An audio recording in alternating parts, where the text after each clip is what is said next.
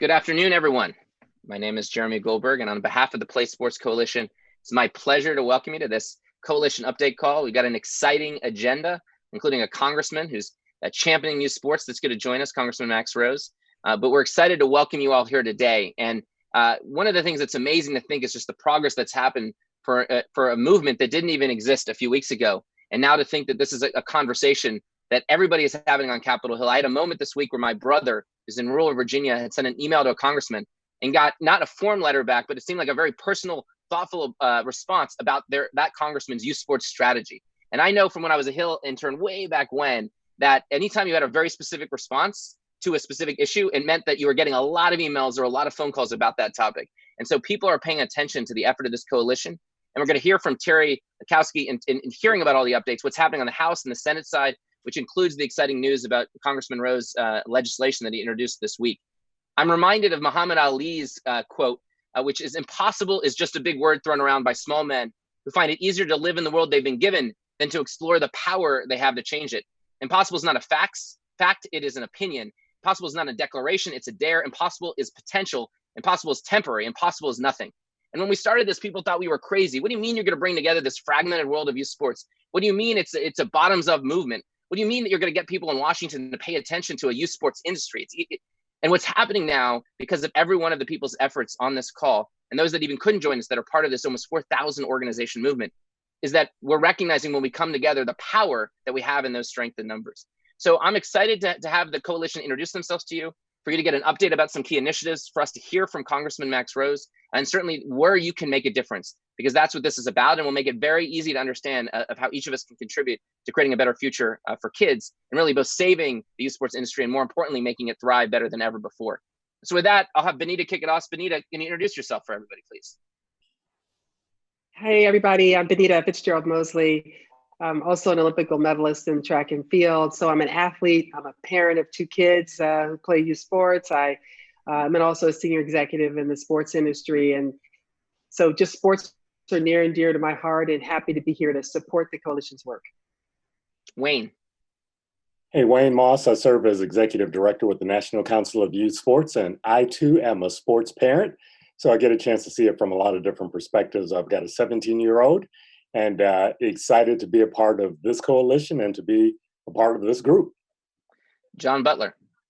I'm John Butler. I'm executive director of Pop Warner Little Scholars, better known as Pop Warner Football, and father of a now full-time lacrosse coach. So very involved in the sports world. Terry. Hi, everyone. I'm Terry Liability. I'm the CEO of Active Policy Solutions, a government affairs firm that specializes in working with youth sports organizations like you. I was a college basketball player, and I coached youth sports in basketball for many years. This is an issue that is very near and dear to my heart. Luke. Hi, I'm Luke Zients, the CEO of Reigning Champs. At Reigning Champs, we have helped hundreds of thousands of kids on their path to college into athletics, and we also manage a number of youth sports, including the NFL flag.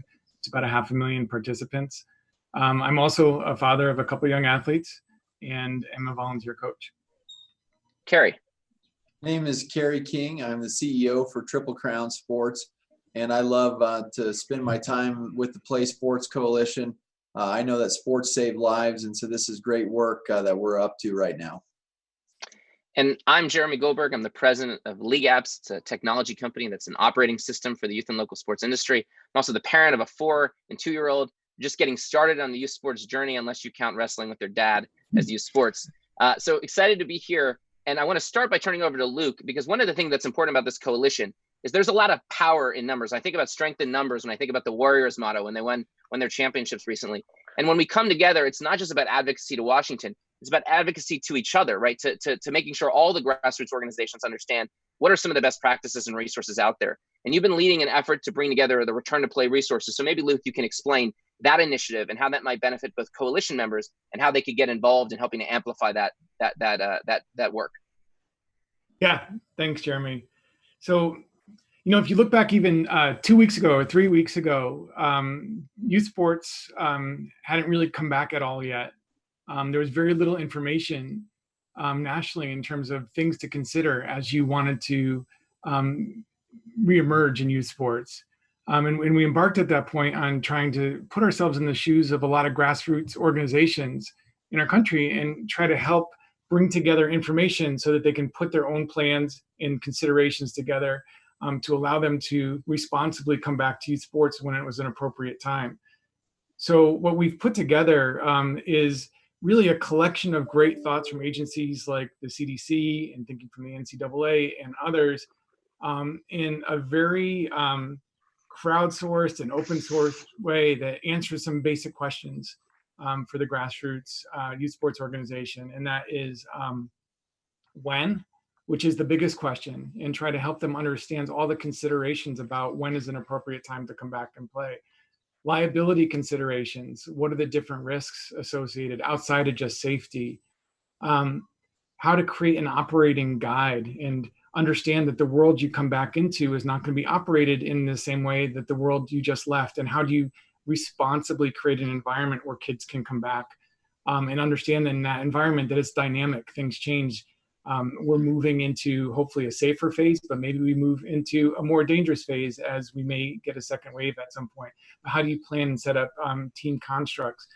And when you're in a grassroots community situation, one of the most important things you need to do as an organizer is communicate. So we also tried to put together a lot of information on how to communicate to the parents, how to communicate to the owners of the fields and the playing spaces, the coaches and officials, and make sure that as we're putting a plan together, that we can all be on the same page. So really the spirit of what we've put together is to take a lot of great ideas and put them into one place so it's accessible and easy to copy, download, manipulate, whatever they'd like to enable that local organization to create a great plan that creates the safety for our kids. Luke, when will that be available and how can people get that? Monday. We're going to work on distribution next week. And if anybody from the coalition would like to provide feedback in our draft form over the next few days, would love the help, and we'll distribute it out through the coalition. We'll find other mechanisms in social media as well. Yeah, it's such a remarkable document because in one place you're centralizing all the great work that's happening, whether it's the national level, whether it's groups like the Aspen Institute, whether it's the NFHS, or whether it's all the different governing bodies and associations. And you can also see how different sports are thinking about it. So individual organizations have the tools they need. So thanks for your leadership. And this is, again, an open source project. So we want everybody who's part of this to help contribute to make it better. So thank Luke for your leadership. Benita, I'll bring you into the conversation because I think one of the things that we're focused on is creating more mechanisms to amplify the leadership and reach of this coalition. You want to speak a little bit about some of the groups that are being formed?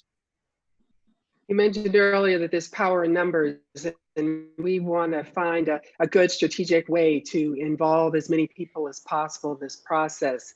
You met the seven or eight of us, I guess, who are leading as far as the steering committee. It really does take an exorbitant amount of time for those of us who are involved at this level. We have volunteered our time and resources from the organizations with which we work to really help drive the strategy for the organization, to really help define the structure of the organization. It's a very, much the definition of flying the plane and building it at the same time. But, it's a labor of love for all of us that we love to do. So that's the steering committee. We have 2 or 3 other organizations or councils that we've been standing up over the last couple of weeks.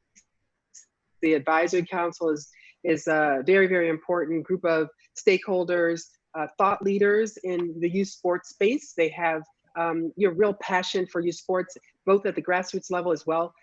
National organizations that are providing a lot of input on the return to play guidelines that Luke talked about, the way the money will be disseminated once the grants and the funding from the government comes through. We also have a strategic partners group. We call it SPG affectionately, and a different group of people. Some may or may not have direct access to or running youth sports programming, but they're either affiliated with the sports industry as a whole or youth sports industry. They also consist of funders and foundations and other large national organizations and local teams, leagues, etc. And we're really looking to them to help us really amplify the message in a way that we can't do ourselves. If you get some of these leagues involved and they're really talking up youth sports and the power of youth sports and the importance of making sure they not only thrive through this pandemic, but make it through the pandemic, but thrive afterwards. That's what we're looking for that group to do. And last, but certainly not least, we have our grassroots leadership committee. We've just invited over 200 grassroots youth sports organizations from all over the country. We're really looking at them to help amplify the message and really activate people at the grassroots local level. Much like a political campaign, you got to have that ground game, and they are very much our ground game. And so collectively, all of these individuals are very important to the coalition's efforts, in addition to, of course, the over 4,000 organizations that have signed on. But these people have raised their hand to say, hey, how can I help? How can I really help make sure this movement continues and that we get the message to the people that matter? Sounds great. Thank you, Benita. And I think if people have questions about those leadership structures or anything that Luke shared, there's an email that you can email that we'll post at the end of the conversation, or just reach out to respond to the emails that you're getting more regularly from the coalition. So we're doing our best to try to keep people informed. And one of the things is this is a bottoms-up movement where we want to create as many opportunities for people to get involved. And again, that email should have mentioned before is advocacy@playsportscoalition.org. I'm going to bring in Terry Lakowski, who will start to set the stage before the congressman jumps in, and then we'll have a chance to hear from Congressman Rose. So Terry, give us a sense of what's happening legislatively and set the context as we're waiting for Congressman to appear. Thanks, Jeremy. I am just so excited of the receptiveness and the progress we've been making on Capitol Hill. You know, we've been at this for a little less than a month now.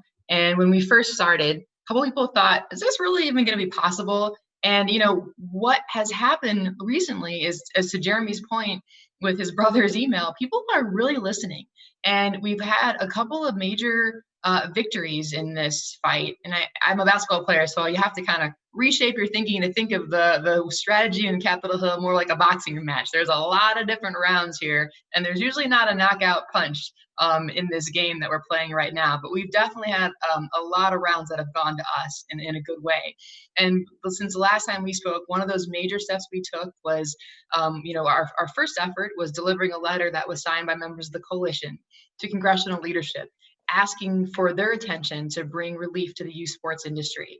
And that was very well received. And that led to the Congressional Youth Sports Caucus taking up the cause for us and circulating what's called a member sign-on letter. And thanks to all of your voices and the advocacy that we were able to do in contacting our congressman, we were able to get over 28 other members of Congress, in addition to the co-chairs of the Congressional Youth Sports Caucus, to send a letter in to congressional leadership to show their support and awareness for the fact that we need relief for the youth sports organizations. And now we're so grateful that our cause has broadened even more, and we've got a champion in Congressman Rose, who has introduced legislation that broadens our effort not only to include relief for youth sports organizations, but to start also thinking about relief that can go to working families and individuals to ensure that when the doors are back open in our organizations, the families have the resources and support they need to get back into sport. And I don't want to steal his thunder, so I'll let him explain a little bit more when he jumps on the line. Some other things we're working on right now is we have a lot of different irons in the fire, both in the Senate and in the House. And so we're looking at, can we move legislation forward on our own? Can we work in partnership with other efforts that are already going on, whether it's in the nonprofit community, whether it's in the business community, the youth serving community, to see if there are changes we can work on together and collectively. One of the shifts that have occurred a bit in our strategy are, I guess, more of just a broadening of our focus, in large part thanks to the conversations we've had with some of our supporting organizations, and particularly the Advisory Council. I have to give them a lot of credit for helping us think through this really critical question of how would this relief fund work? Well, how would it be structured? What is the basis for relief? And what we've come up with is a modeling of a loan program that borrows on some of the framework for PPP, but shifts the calculation of relief away from employees and to gross receipts or the losses that your organizations have occurred as a result of COVID. One of the things that we all know as a community is that youth sports organizations are largely run not by employees, but by the volunteers and by the contractors and the seasonal coaches who are so critical to the survival of our organizations. And yet, as you all know, there's a lot of overhead and expense that goes into supporting that workforce and doing everything you need to support your program. And with resources not coming in, that's where the challenge has been for these organizations to survive. And so while the CARES initial relief through the payroll protection program is great for a lot of businesses, what we're suggesting is an alternative way of looking at that. So the calculation of the loan that youth sports programs receive would be based on something that's more appropriate for how the organizations operate, like gross receipts.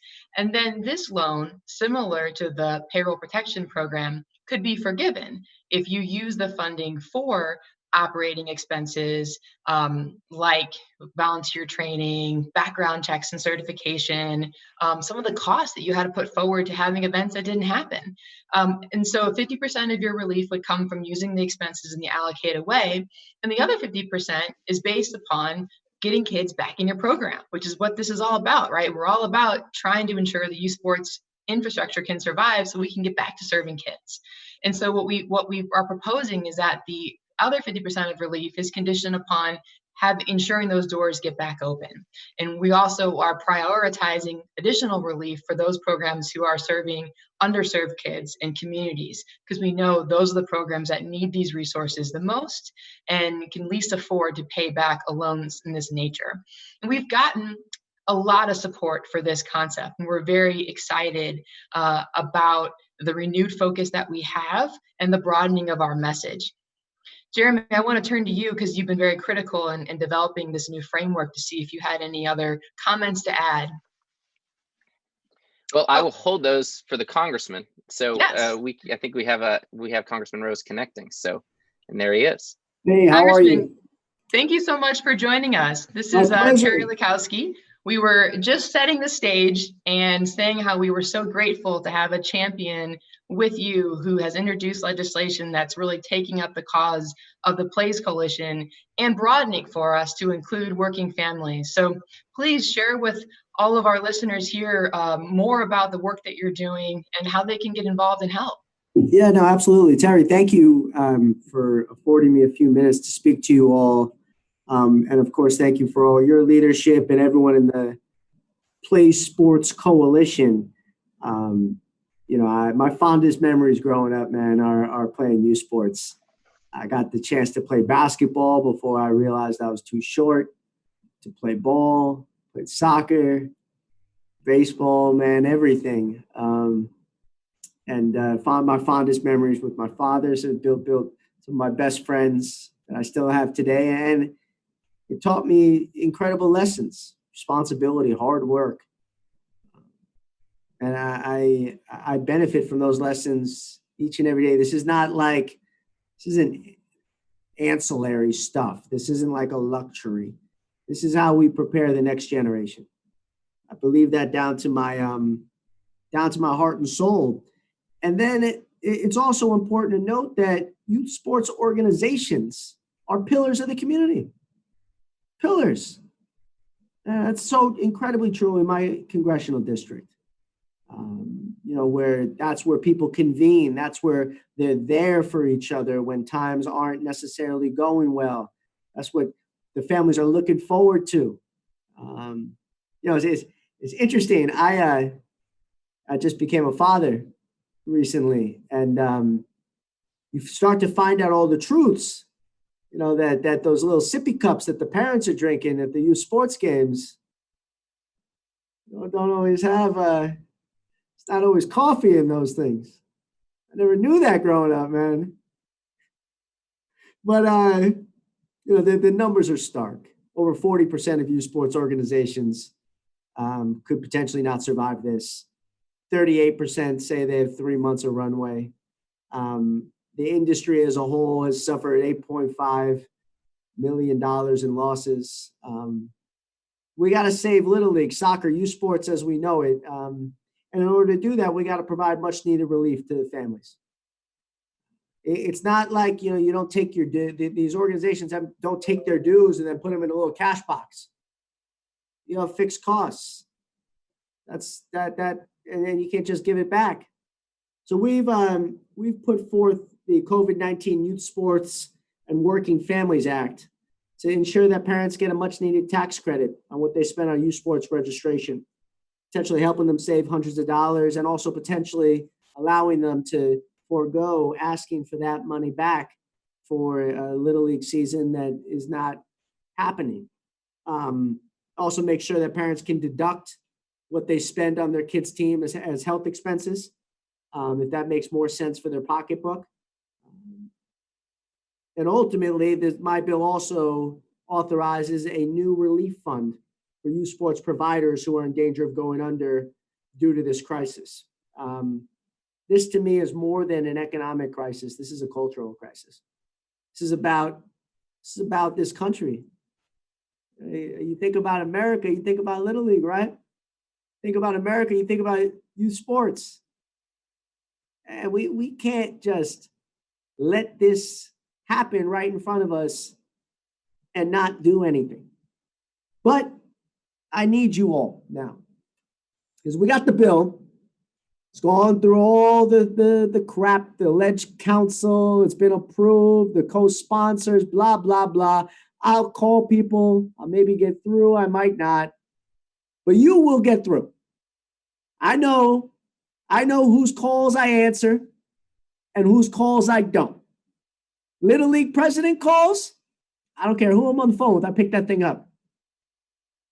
Because no member of Congress wants the youth sports president or the youth sports coach shit talking them. Nobody. Democrat, Republican, Independent, I don't care. You all have an exorbitant amount of power. And now what I am asking for you to do, not on behalf of my congressional office, but on behalf of the millions of youth sports families, the thousands of youth sports organizations across the country, so many of whom you all represent and fight for, I am asking that you advocate for this bill to your respective members of Congress. This is a drop in the bucket, but it's the right thing to do, and it is going to protect a pillar of this country for so many years to come. So again, thank you for all that you do. I look forward to continuing this fight virtually alongside you, and good luck with the sippy cups. Thanks again, all right? Thanks, Thank Matt. you so much, Congressman, for your Thank leadership in this effort. My And pleasure. congratulations on the new addition to your family. Yeah. The kid's gonna be taller than me. I don't know, man. I don't know. Basketball, maybe. Basketball in his future. A pitcher. All right. I'll see you guys later. Good luck. Thank you Thank you, very Congressman. much. Thank you. Appreciate it. Bye-bye. Sounds good. Well, hopefully everyone has chills. It's amazing to think, 4 weeks ago, this effort didn't even exist. It was an idea that a few of us had. And I know not just us, but everybody out there was trying to figure out what can happen. And just to now see a member of Congress who I think speaks for a lot of members of Congress when they understand the importance of what youth sports is about and the need for help, not just about the organizations themselves, but the broader ecosystem, the broader families. And there's such an important part of bringing this back.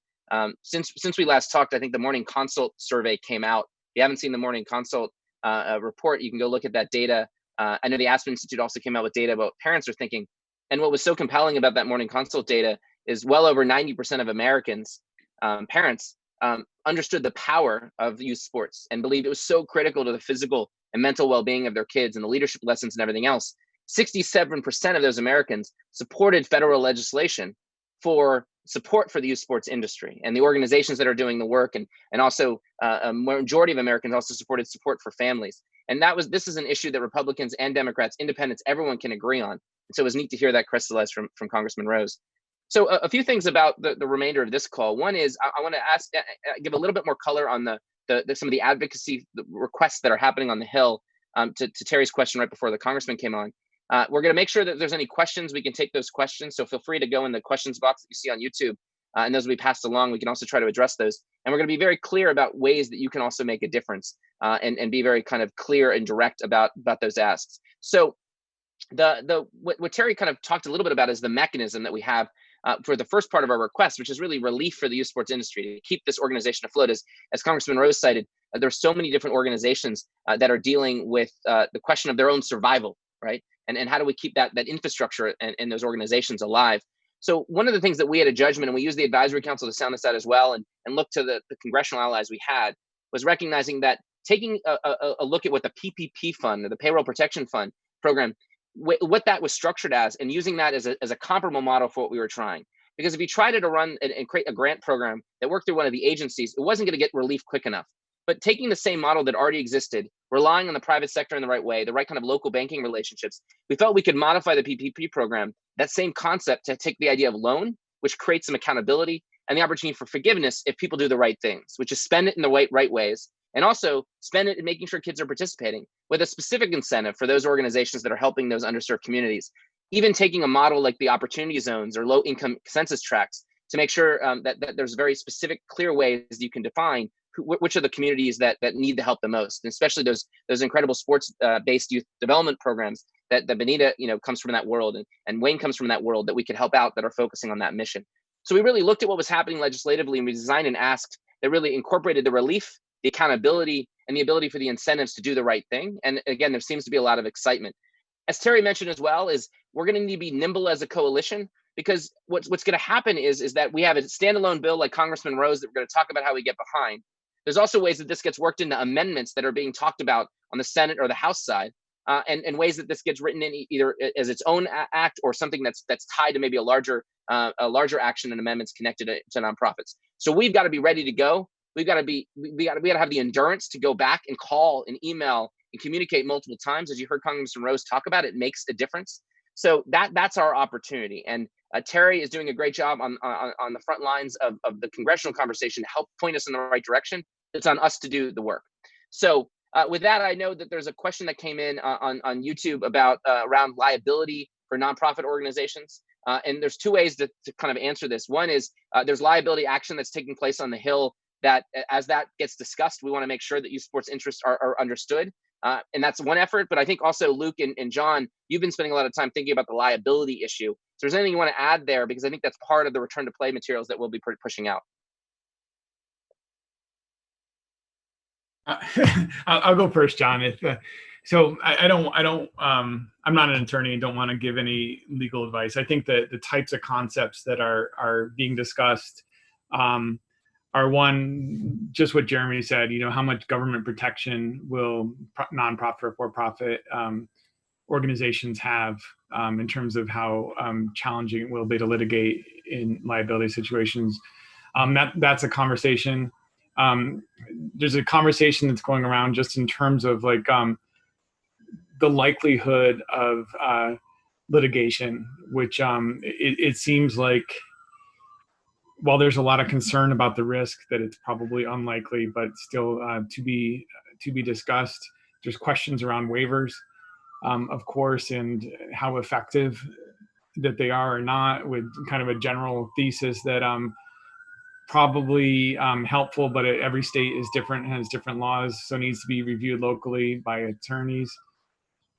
There's conversation around how important are protocols, and how important is how you choose to operate against those protocols. And it seems like there's generally a thesis that it's important to understand, and this is one of the reasons that we're trying to bring people's protocols and concepts of how to operate into one place. It's important to understand those protocols and adjust your business in a responsible manner against the protocols. Maybe I'll pause there for a minute, John, and ask if there's, I can go on, but no, I think you hit the high points. I mean, this is, as we all know, this whole situation is very fluid, and there are changes weekly and almost daily.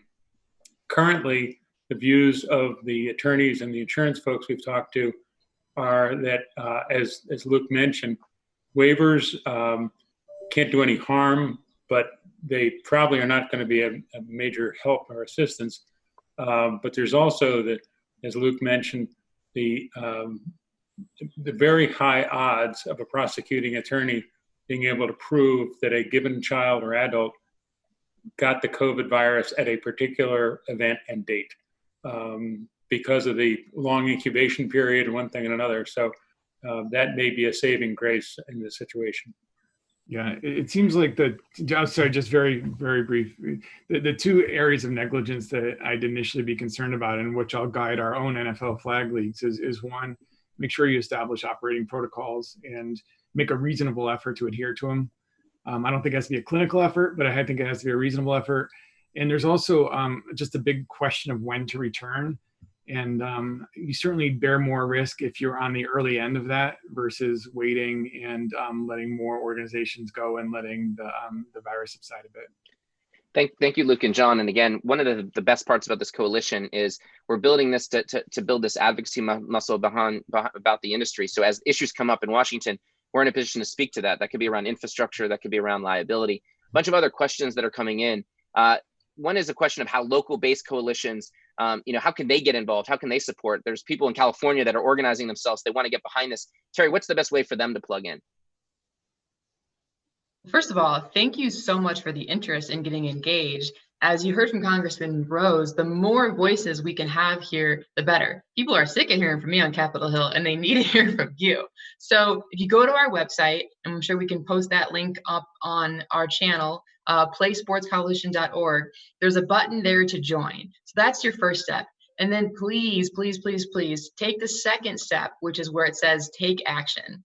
And Jeremy will go over that in just a little bit, but that is where we can raise your voice and you can contact your member of Congress. So if you're a coalition of coalitions, if you have a network, if you have a team, please encourage them all to take action. Last time when we had our member sign-on letter, we had over 2,000 individuals take action, which is amazing for a coalition who at the time was up 2,000, right? But our 2,000 organizations probably collectively reach hundreds of thousands of individuals. So I'm challenging all of us for this initiative for Congressman Rose. Can we do better?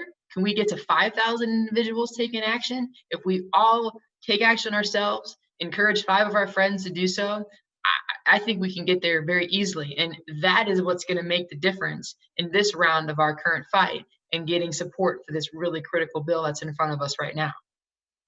Terry, one of the other questions that came in is the timeline for funding or potential timeline. What's the legislative timeline? And I know the design of the program is as soon as it's passed to get the money out quickly, but maybe you can speak to that. I wish I could speak to that with a little more certainty. The legislative timeline is a little uncertain right now. So the House just recently passed a large relief measure over the weekend. And the next step is in that process for the Senate to take it up and for them to then go through what's called reconciliation. We haven't gotten a lot of clear guidelines yet of when the Senate will be taking up the House's measure. The House is continuing to work and make amendments of the package they passed last week. So the good news is it gives us a little time to rally our troops and get some more support behind the initiative we want to drive forward. The bad news is you're going to have to wait a little longer to get this relief that I know you needed 2 weeks ago, 2 months ago. But do know that we are trying to work as fast as possible. As Jerry mentioned, we have a lot of different irons in the fire. Congress is back in legislating issues besides just relief. So there could be opportunities for us to tack on to legislation that's not specifically, a new CARES relief package. And we're looking at those avenues as well. We understand that the time is of the utmost importance to every organization who's on the verge of closing your doors. So that is what's driving all of our decisions in terms of how we structure this, in terms of what priorities we're looking at, in terms of legislative vehicles, and we're doing the best we can. We'll keep you as informed as possible as this process unfolds.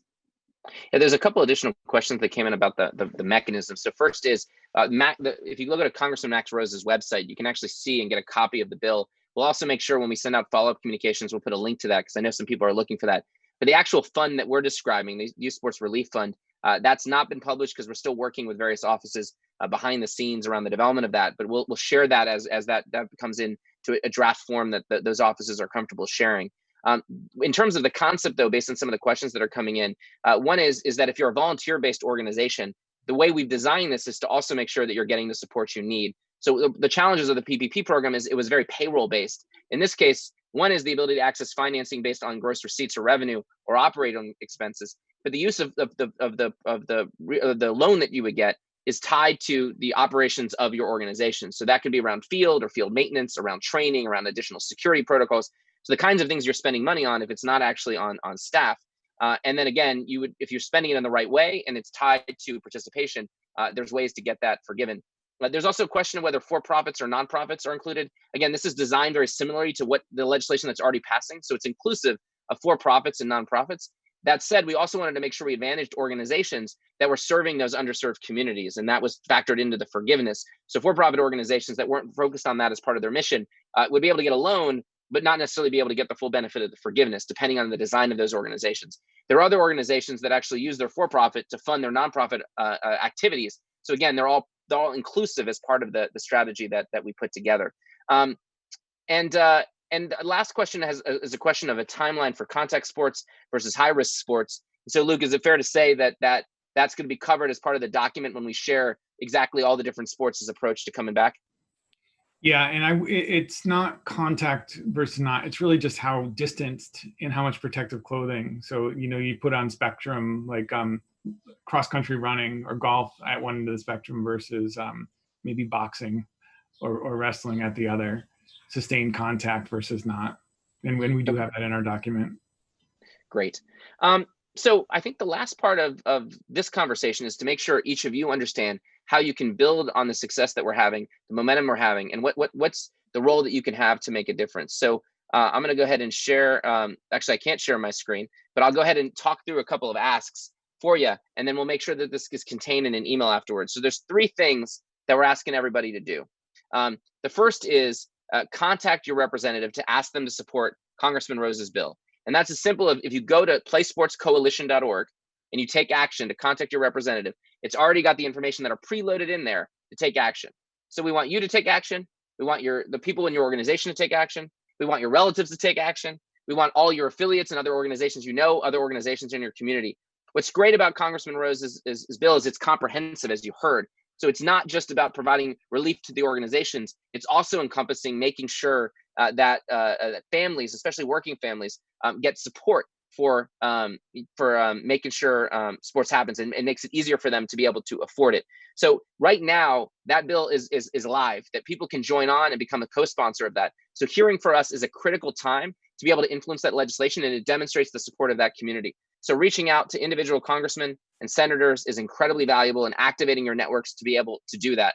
So that's the first thing we're asking you to is go on playsportscoalition.org, take action. Even if you took action a couple of weeks ago, the letter and the action is already different, right? And then that's going to keep happening. You could go back to that site every single day and you'll see changes, and we'll keep you updated about it.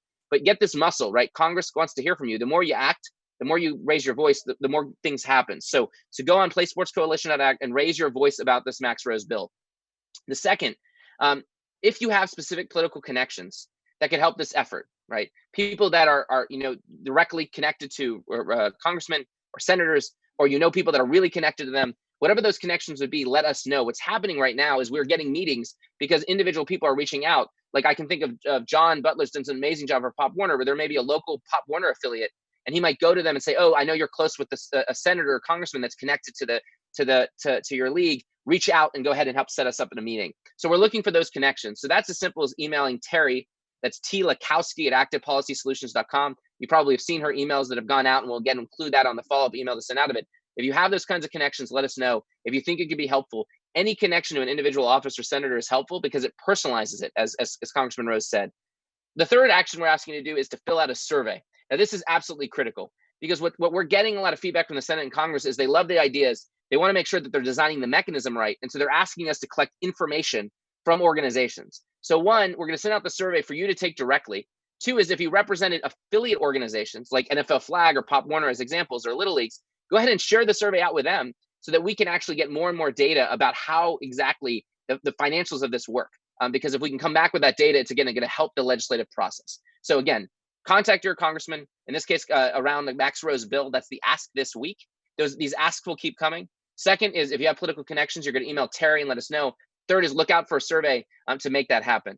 And before we wrap, there's a few more questions that are filing in. So, one of the questions, I'll throw this to Wayne, is about how we're reaching out to bigger groups like Cal Ripken or Babe Ruth or USA Football, USA Soccer? How are we doing with national governing bodies to get them behind this movement? Yeah, thank you so much for that, Jeremy. So a couple of different things are happening. So some of those groups are a part of our advisory council and are being advised in that way. There are others that are part of this other group that Benita talked about earlier in terms of this new group we're standing up. And then a lot of these organizations are a part of the National Council of Youth Sports, and it's a part of our communication to them directly. And then finally, I've got relationships, you and others on the committee also have relationships with those folks, and we're reaching out to them personally, making sure that they're aware of what's going on so that, again, we're all aligned in this process. Thank you. And the next question is around how is this bill different from the FIT Act, which is the great effort that I know the Sport and Fitness Industry Association, Tom Cole, Bill Sells have led for years. Terry, can you speak about the FIT Act and how that relates to what Congressman Rose is talking about? Yeah, it's a great question. The FIT Act is something that we very much support and hope to see it move forward in this Congress. There are a lot of similarities between this and the FIT Act, and we are coordinating with SFIA and the other leaders who've been driving the effort for FIT for so many years to ensure that there's better alignment and we can integrate some of the wonderful ideas and support that they've had from FIT over the past decade. So we're hoping to align even closer than we are right now. It does include, a lot of the tax saving ideas that is similar to FIT. So those were some of those pieces have been drawn from. One of the key differences is that it does include the request for this youth sports fund to support the youth sports industries, which isn't in FIT. That's the major difference. Great. And one of the last questions came in is around, does this help other youth nonprofits and summer camps, not just sports organizations? Our central advocacy is really around sports, but one of the things, as Terry alluded to earlier, is how do we align ourselves in a broader conversation around youth providers, with sports being a critical vehicle to that, and health and wellness maybe more broadly. So a lot of conversations on that, but we're figuring out like-minded organizations and coalitions to support our advocacy, even as we're representing the specific ideas and perspectives of the youth sports industry. Carrie King, one of the things that's amazing is when you take action, Congressman listens. What's the advice you can give everybody about how to make a difference? Because we've seen that, especially as it relates to the action of a lot of Colorado representatives you reached out to. Yeah, I think you said it well, Jeremy, where everybody that is on this call has somebody that's connected. And I guarantee you the staff that work for your organizations right now, they're just as concerned that this Play Sports Coalition bill moves through, that we can get youth sports funded. And so asking your staff to help, your staff has spouses, the spouses have neighbors, the neighbors have friends, and all of them like each other. Everybody wants this youth sports movement. And so engaging your own staff at the highest possible level. Did you get that out this afternoon? Did you check on that? Did it work? How's it going? Did you get that out? They really respond well because, one, they're in your organization. They already work for you and with you all the time. And you can ask them because they're right in the same wheelhouse as you every day. So I think that's a critical part that we overlook is the people that are with us every single day.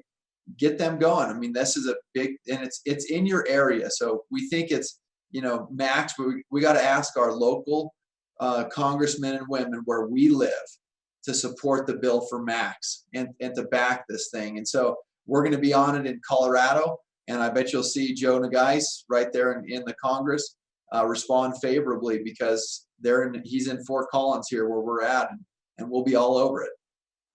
So go to playsportscoalition.org. You can email advocacy@playsportscoalition.org too. I know some people want to know getting in those email lists. The best way to do that is to sign up through the website. I started with a Muhammad Ali quote about the impossible. I'll end with another Muhammad Ali quote. It's not bragging if you can back it up, right? And when we talk about youth sports and how important it is, how vital it is, it's not bragging about why youth sports is so important, of how impactful this is on communities. When you have people like Congressman Max Rose come in here and that testify to the fact that at what he is at in his career, it comes back to that experience. And I think all of us can relate to that. And it's also not bragging about what this industry can do together because we're already seeing people paying attention. So this is just the beginning. This is a critical time for us to raise our voice and work collectively to bring youth sports back to help it survive and thrive. Thank you for being part of the Play Sports Coalition. We're excited to keep working together and let us know how you want to be involved. A lot of great things to do together. With that, take your actions. Email, go on your website, email or call your congressman about Congressman Max Rose. Take the survey that's coming out, and then let us know if you have specific kind of political connections. And with that, have a great afternoon, everybody. Take care. Bye.